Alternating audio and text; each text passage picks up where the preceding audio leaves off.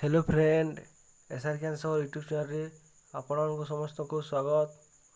आज वीडियो में political science राजनीति विज्ञान किसी प्रश्न उत्तर आलोचना करवा जहाँ समस्त एग्जाम आपण को बहुत सहयोग हम। जो मैंने पर्यंत आम चैनल को सब्सक्राइब करना सब्सक्राइब करूँ। वीडियो भल लगे लाइक और शेयर करूँ।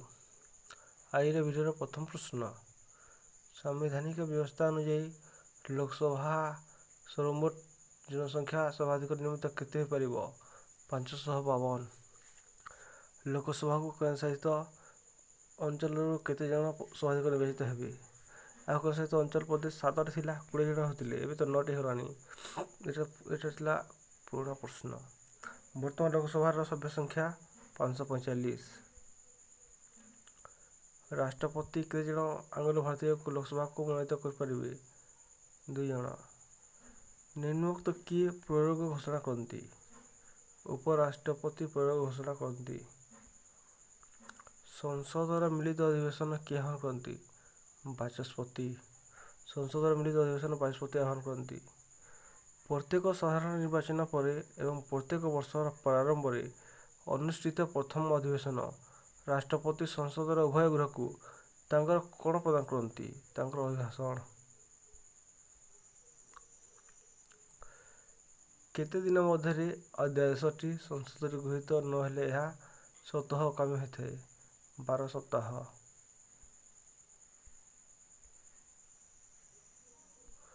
लोकसभा अधिवेशन बसिबार कार्यकाल वर्ष केते? लोकसभा अधिवेशन बसिबार कार्यकाल वर्ष को 120 रु 150 दिन। राज्यसभा प्रार्थी हेले केते वर्ष आवश्यक? 30 वर्ष।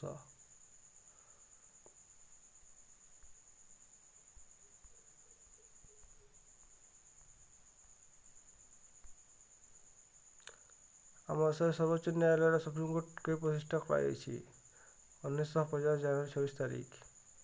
सर्वोच्च न्यायालय विचारपति मैंने केते वर्ष बयस अवसर ग्रहण करती? 65। क्यों पदाधिकारी को संबोधन कर राष्ट्रपति निज इस्तीफा लिखि? उपराष्ट्रपति। क्यों पदाधिकारी राष्ट्रपति द्वारा नियुक्ति पाई न? मुख्यमंत्री। निम्नोक्त किए अर्थ आयोग गठन करती? अर्थ आयोग राष्ट्रपति गठन करती। किए राज्यसभा अध्यक्षता करती? राज्यसभा अध्यक्षता उपराष्ट्रपति करती। जोइना कमिशनर अध्यक्ष भाव किए दायित्व तुलाई? जोइना कमिशनर अध्यक्ष भाव प्रधानमंत्री दायित्व तुलाई।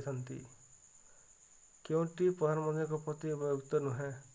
संवैधानिक राष्ट्र मुख्य प्रधानमंत्री प्रति उपयुक्त नुहे। आज वीडियो शेष प्रश्न, राष्ट्रपति राज्यसभा को केते जन व्यक्ति को मनोनीत करती? राष्ट्रपति राज्यसभा को 14 जन व्यक्ति मनोनीत करती। जो मैंने एपर्यंत मो चैनल को सब्सक्राइब करना सब्सक्राइब करूँ। वीडियो भल लगे लाइक और शेयर करूँ। कहार किसी कहबार कमेंट बॉक्स निश्चित कहतु। धन्यवाद।